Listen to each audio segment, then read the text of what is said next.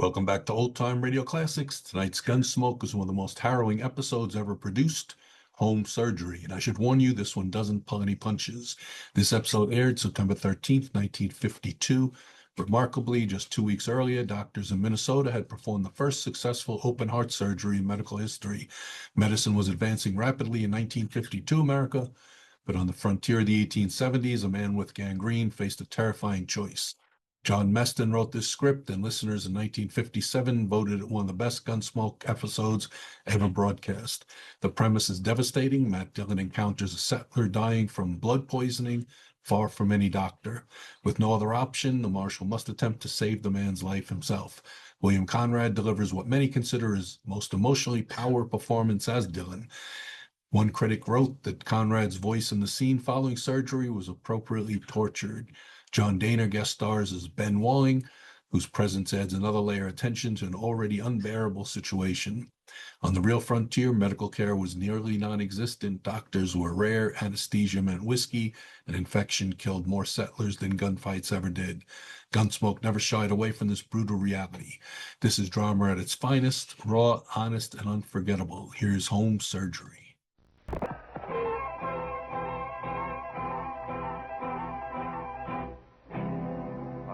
Dodge City and in the territory on west, there's just one way to handle the killers and the spoilers, and that's with the U.S. Marshal and the smell of Gunsmoke.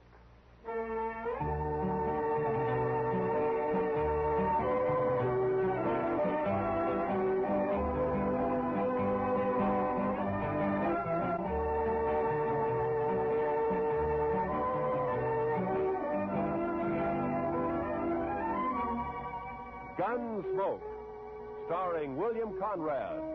The story of the violence that moved west with young America. The story of a man who moved with it. Matt Dillon, United States Marshal.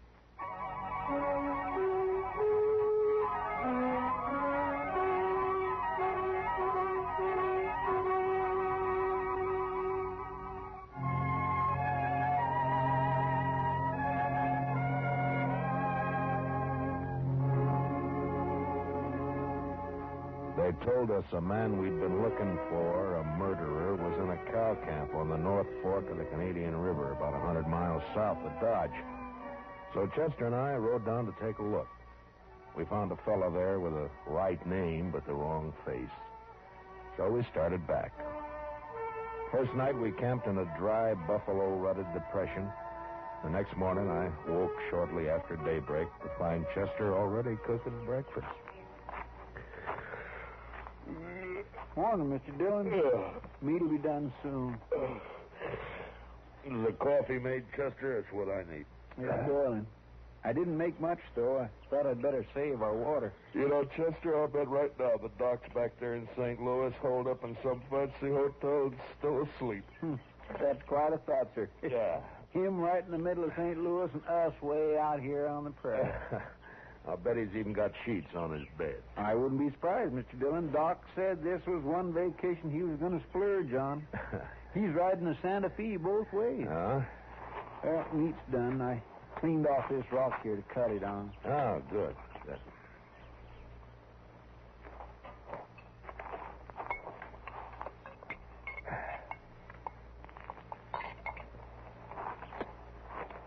Well, you got it warm anyway, Chester. Well, now, meat shouldn't be overcooked, Mr. Dillon.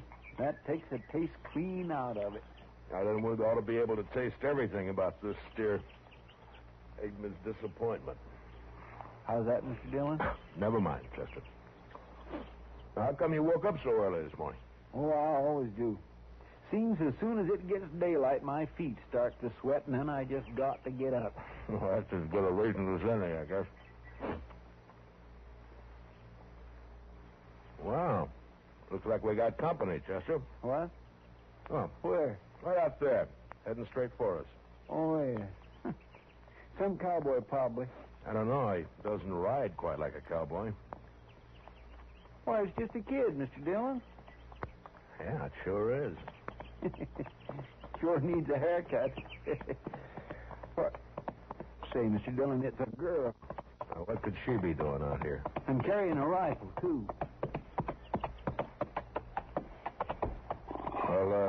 Get on, miss, and have some coffee. Who are you, mister?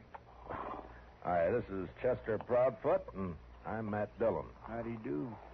You rustlers or what? Not exactly. I'm the U.S. Marshal out of Dodge, ma'am. U.S. Marshal? Oh, that's good. It is? Why? I need help, Mr. Marshal. My daddy's awful sick. Sick? Well, where is your daddy? We got a homestead about a mile over that rise back there. Oh, what's he sick with? It's his leg, Mr. Marshal. A horse threw him and his saddle both in the corral, and then it stepped on his foot. Now his whole leg's all funny. He's got a fever, too. Mr. Dillon, that sounds like it. Yeah, I know, Chester. Tell me, miss, when the horse stepped on him, did it cut his foot, break the skin anywhere? Just a scratch. Tore his boot off, though. Oh. Please, Mr. Marshal, please come see him. I'm scared, the way his leg is and everything. Well, sure we'll come. Your mother with him now? I don't have a mother, Mr. Marshal. Oh. Well, then what are you doing out here if your daddy's sick? We ran out of meat about 3 days ago, and I don't have anything to feed him. Oh. All right. Chester, I'll ride back with... what is your name, anyway? Tara Hantry. Oh. I'll be 16 next January. Well, that's fine. We'll go back to the Hantry place, Chester. You scout around for some meat. All right, sir. And if you don't find any antelope, shoot the first calf you see. Anybody's calf. I'll do it, Mr. Dillon.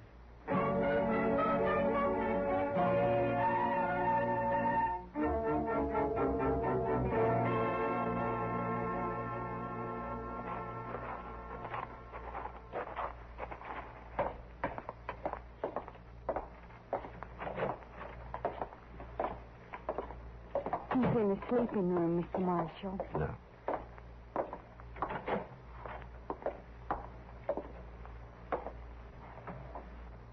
Daddy. Daddy, I found a man, and he's going to help us. And, Daddy, he's a marshal, a U.S. Marshal. Matt Dillon, Mr. Hantry. How you feeling? Dillon? I've heard of you. You're from Dodge, aren't you? That's right. Well, Marshal, I ain't feeling so good. My foot don't hurt no more, but it and my leg is all sort of... Well, it ain't pretty. I don't know much about these things, but maybe I better take a look at it anyway, huh? Sure, Marshal. There she is. All right, you can cover it up. I was in the war, Marshal. I know what gangrene is. Guess you do, too, huh? Yeah. Well, the first thing, a friend of mine is out getting you some meat, and then we'll load you in your wagon. And Ben took the wagon. What? Ben Walling. He took the wagon when Daddy got hurt. Said he'd find a doctor and bring him back. Well, who's Ben Walling? Oh, he's been sort of working here, Mr. Marshal. I should have run him off long ago. That's what. Well, where is he? What'd he take the wagon for? And where's he going to find a doctor around here anyway? Closest doctor's in Dodge I know of. Yeah, and he's in St. Louis, and he won't be back for a couple of weeks. I couldn't get to him anyway. Well, tell me, when did this happen? About 6 days ago, Mr. Marshal. Uh-huh. Ben left the day after. Well, you think he's coming back? Did he steal the wagon or what? He comes back here and me not able to get around. I don't know what I'll do. I ought to take a bullwhip to Now, him. take it easy, Just a Mr. Hand. bullwhip. Take it. He won't cause any trouble, so don't you get all worked up. Tara, we'll let him get some rest, huh? All right. We'll have some food for you soon, Mr. Hantry. I ain't very hungry. Tara, what's he so riled up about this Ben Walling for? What's between them? Oh, it's nothing, Mr. Marshal. Daddy's sick, and that's all. Look, Tara, you asked me to help you, didn't you? Yes, but... You trust me, don't you? All right, Mr. Marshal. Daddy hates Ben because Ben... Well, Ben likes me. Oh, I see. He even wanted to marry me. said he would. How do you feel about Ben, Terry? You like him? No. Of course, it's time I had a man and all that, but I'm afraid of Ben, Mr. Marshal. It's like there's something wrong with him. He's always sneaking around when you don't expect him. Makes me uneasy, like. Well, we won't worry about Ben now. You stay here in case your daddy wants anything. I'll go outside and wait for Chester. Mr. Marshal.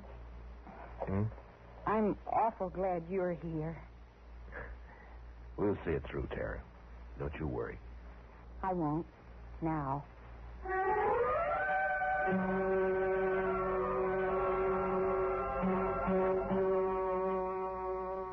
I went outside and walked over to the small corral that stood nearby. There I rolled a smoke and looked out across the flat distances of the prairie. And I wondered how anyone could survive in all that emptiness. Handtree lying on his bed back there in the house. He wouldn't survive. The prairie got to him all right. And its vast loneliness had put him out of reach of any help. And Tara, what could she do out here in this endless land of grass? I was glad to get my mind off it when Chester rode in with an antelope across his saddle. We hung it on the corral, dressed it, took a hind quarter into Tara. Then we went back outside and sat down. Yes, sir. She's a plucky girl, Mr. Dillon. Fine girl, Chester. Yeah, but this Ben fella, I just don't understand his going off with the wagon like that. Well, it doesn't matter much now. Handtree won't last more than a day or two anyway. It's that bad, is it? Yeah, blood poisoning, Chester. As soon as it reaches his heart, he's done for. Well, isn't there any way to stop it? Yeah, sure. Cut his leg off. Oh. Too bad Doc isn't here. Yeah. Would that stop it, Mr. Dillon? Cutting his leg off, I mean? I don't know, Chester. I don't know. Maybe too late anyway. Well, I sure wish we could do something for him. I don't take to just sitting around and waiting for a man to die. Well, nobody does. It isn't right somehow. That poor fella and Tara. Why, Mr. Dillon, that girl will go crazy out here all alone. All right, Chester. What do you want me to do about it? I'm not a doctor. Now shut up. Well,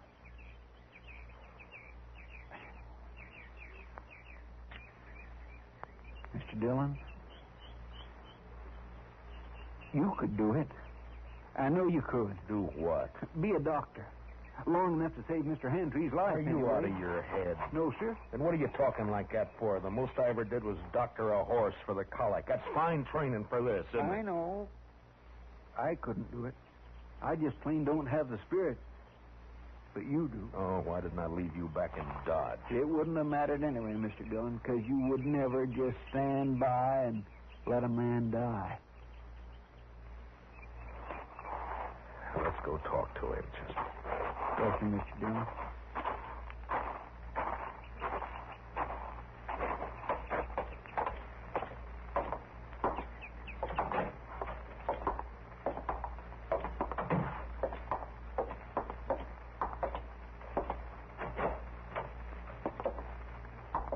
Daddy's fever's worse, Mr. Marshal. I'm going to get some more water. How do you feel, Mr. Handtree? I don't feel much, Marshal. Outside of burning up. I've been trying to tell Tara I just can't last long with blood poisoning. She's just got to figure on it. Well, that's what I came to talk to you about. I guess you know the only thing that'll give you a chance. I know. I've been thinking about it. But I couldn't ask any man to do that. You didn't ask me. Well, it's up to you, Mr. Handtree. I'll try it if you're willing. Only thing is, I won't know much about what I'm doing. I seen it done in the Union Army, Marshal. I could tell you some things. All right. The only thing is, Marshal, I don't know I'd be much use around here with one leg. Well, you'll have to decide that for yourself. I know. You could move to town, Mr. Handtree, you and Tara. That's it, Tara. If it was just me, I wouldn't do it, but I can't leave Tara alone. Now, if I can help it, I can't. All right, Marshal. Let's do it. You're a brave man. No, Marshal. I just don't have any choice. Come on. Let's get it over with. You got any liquor in the house? There's a jug of corn out in the kitchen. Get it, Chester. You can start drinking it while we're getting everything else ready. Tell Tara to start boiling a lot of water. Yeah. I'll talk to her in a few minutes. I'll be right back. Now, I want you to tell me everything that you know about this, Mr. Hantry. First, I'll tell you what you'll need. Mm-hmm. There's a straight iron out by the corral somewhere. Yeah. You can heat it in the main room fireplace. Right. Now, what else? Tara will find some cloth for bandages. And the rest of the stuff you can get in the kitchen. Uh-huh.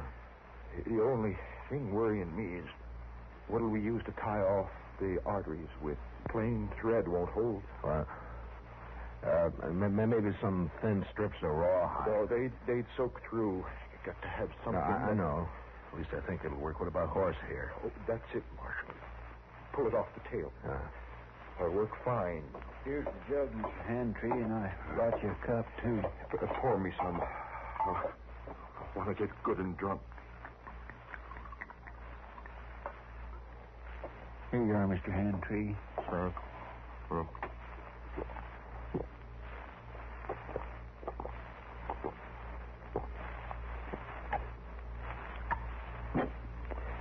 You know, I ain't been drunk in the daytime since we got the news about President Lincoln in the spring of 65. You better have your talk with Tara before that takes hold. Ask her to come in, will you? Come on, Chester. We got work to do. Yes, sir. Good luck, Mr. Hantry. Thanks. Well, Marshal? Yeah. Marshal? I'll try to make it easy for you. Yeah. Sure.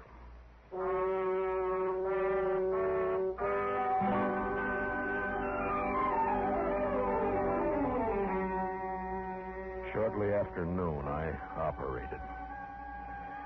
Whether it was the corn whiskey or his own hard courage, I don't know, but Hantry never whimpered. Chester stood outside the door and brought me whatever I needed. Tara waited in the kitchen, boiling more water and thinking her own thoughts. Maybe it was harder on her than any of us. Toward the end, Hantry mercifully passed out. When I'd finally finished bandaging him, I was kind of faint myself. I'd done everything I could. I just hoped I'd done it right. How is he, Mr. Dillon? You'll have to clean up in there, Chester. I've got to get outside for some air. Yes, sir, I'll do it. And put that fire out. It's hot enough around here. I don't know how you did it, Mr. Dillon. Tara? Tara, will you come on outside for a while?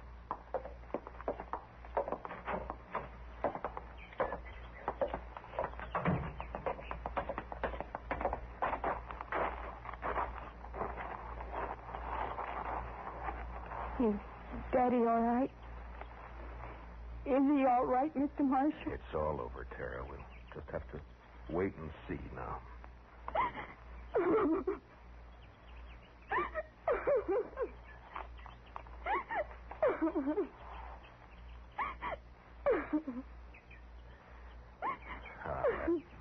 There now, Tara.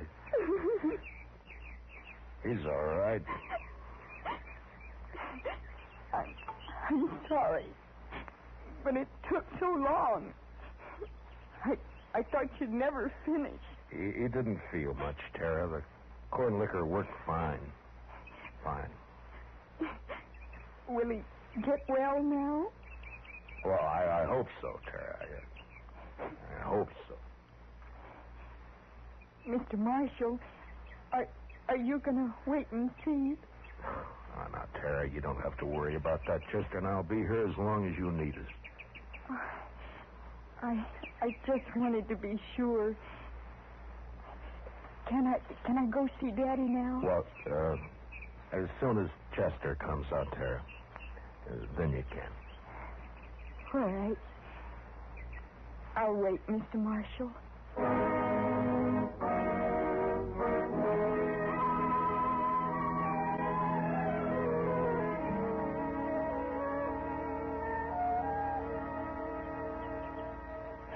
It beats me, Mr. Dillon, how he can just lay there so quiet and peaceful. It's only been 4 or 5 hours, Chester. The liquor hasn't worn off yet.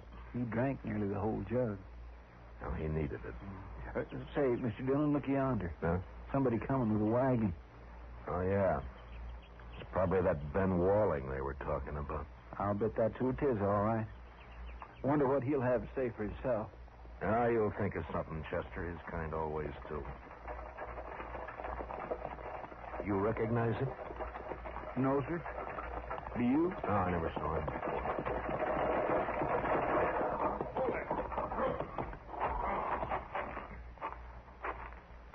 Hello? What are you doing here? You Ben Walling? How'd you know? The hand trees, they've been wondering about you. Oh, yeah, sure. How is old hand tree, anyway? He's all right. He is, huh? You've been gone a long time, Ben. Where were you?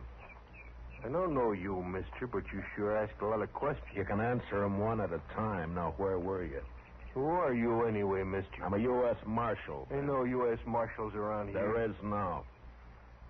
Generally, I'm in Dodge. Your name Dillon? It is. Well, what are you doing here, Marshal? Tara ran into us, asked us to help. Seems the only able-bodied man around here took off in a wagon. I went to fetch a doctor. Anything wrong in that? Not at all. Where is he? Well, first night the horses ran away, and I've been chasing them ever since. I didn't catch him till this morning. And then I've been gone so long, I thought I'd better get back to you right away. I was worried about Tara and old hand tree, of course. I see. Well, you better get your horses unhitched, Ben. You can see Tara later. She's in with her father now. Gonna be all right, huh? I was kind of worried about that foot. Looked to me like it might have poison in it. Got to get outside for some air. Yes, sir, I'll do it. And put that fire out. It's hot enough around here. I don't know how... What? Mr. Dillon did it all by himself, just like a regular doctor. Oh, but how'd you know what to do? You might have killed him.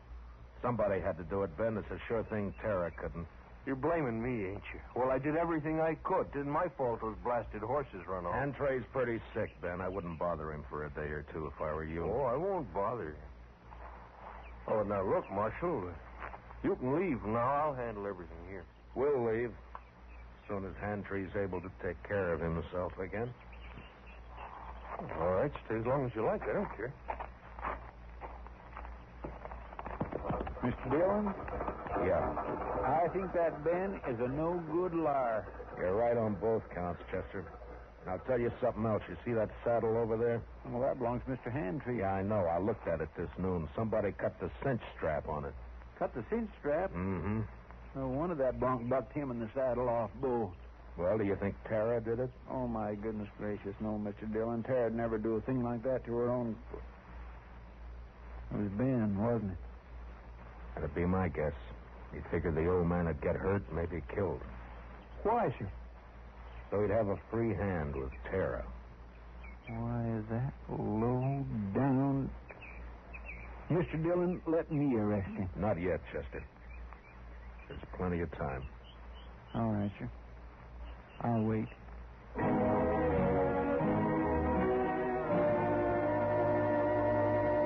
There wasn't as much time as I figured. Hantree had a bad night, and by morning he was so weak he couldn't lift his head.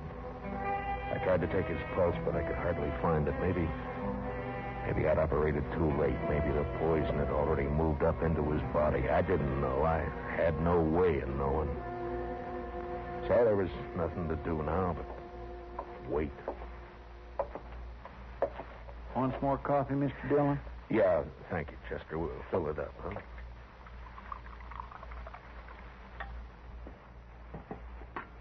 Tara won't eat anything at all, sir. She just sat there by his bed, hasn't slept a wink I know of. Well, it's her father, Chester. He's all she's got. I never thought much about it before, Mr. Dillon, but seeing Tara, I kind of wish I had a daughter. You'd have to change your profession if you were going to take care of a daughter, Chester. Why, I don't have any profession, Mr. Dillon. Oh, Mr. Marshal. Yeah, what is it, Tara? Please come. Daddy wants you. I think he's... You better come too, Chester. Yes, sir.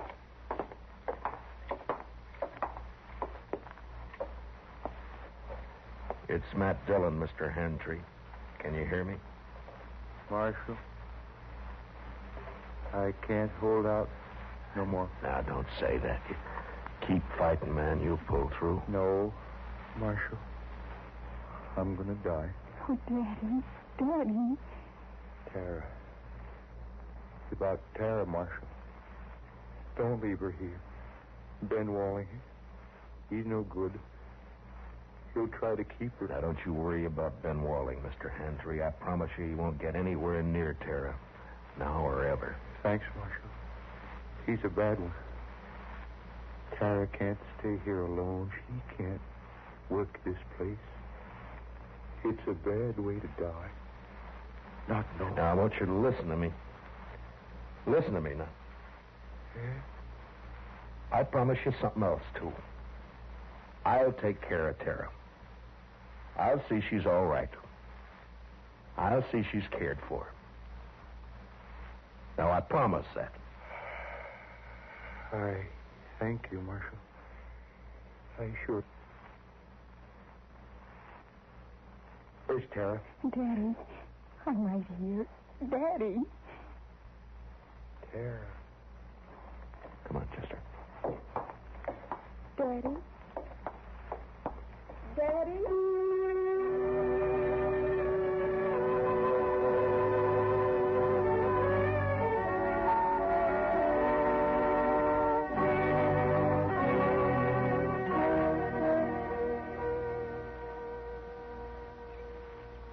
I don't know, Mr. Dillon. I don't think they'd have made out on this place anyway. Why not, Chester? Well, there just isn't enough water. That one little old spring's all they've got. Well, if they had a lake, it'd still be too much for Tara. What are we going to do with her, Mr. Dillon? I don't know, Chester. We'll have to think of something, though. My, I wish she'd come out of that house. I don't like it, her in there breaking her heart. Give her a little time, Chester. She'll be all right. Don't you move a finger, either one of you. Well, No, you're mighty careless with that rifle, Ben. Don't get smart with me, Marshal. I know what I'm doing. And what would that be? I heard you in there. Heard you promise to take Tara away. I was right by the window. I heard it all. You got a curious way of courting a girl, Ben, trying to kill her father. Yeah, and I saw you yesterday looking at that saddle, but I didn't kill him, Marshal. You did. that's a lie, Ben Walling, and Will you you know it. shut up? I won't shut up. If we'd have just got here sooner, Mr. Dillon would have saved him, that's all. Yeah? Well, it's too bad you got here at all. Because you're going to die for it. Both of you. Put the gun down, Ben. You're under arrest for attempted murder. You stay right where you are, Marshal. You know, I have an idea you've smelled powder before, Ben, and that you're afraid of it. Marshal? I have an idea that's why you tried to get Hantry like you did instead of facing it. Stop her. And right now, you wish you didn't have that rifle at all, don't you, Ben? Because I might have to shoot you No, for it, huh? no, don't, Marshal. Give me that. You all right, Mr. Dillon? He didn't even try, Chester. Rifle went off when I knocked it aside. That's all. He was scared to death. Well, I didn't feel exactly comfortable. Well, tie him up and keep an eye on him. I'll go see Tara. Yes, sir, Mr. Dillon.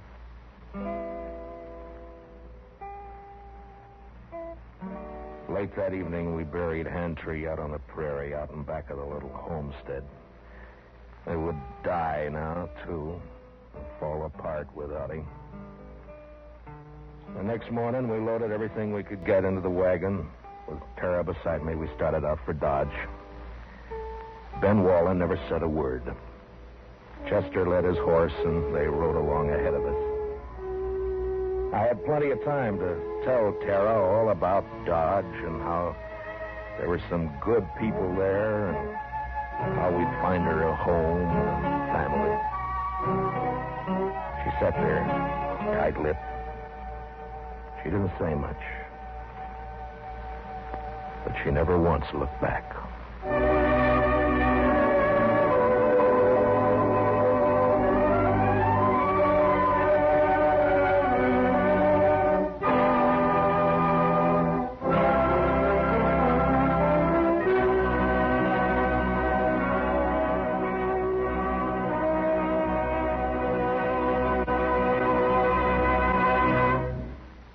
Gunsmoke, transcribed under the direction of Norman Macdonald, stars William Conrad as Matt Dillon, U.S. Marshal. Tonight's story was specially written for Gunsmoke by John Meston, with music composed and conducted by Rex Corey. Featured in the cast were John Dehner, Sammie Hill, and Larry Dobkin. Parley Baer is Chester. Join us again next week as Matt Dillon, U.S. Marshal, fights to bring law and order out of the wild violence of the West in Gunsmoke. In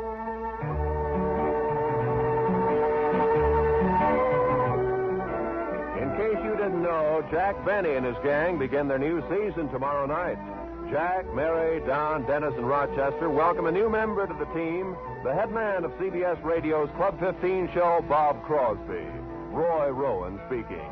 Remember, the top dramatic show of them all, the Lux Radio Theater, is heard Monday nights on the CBS Radio Network.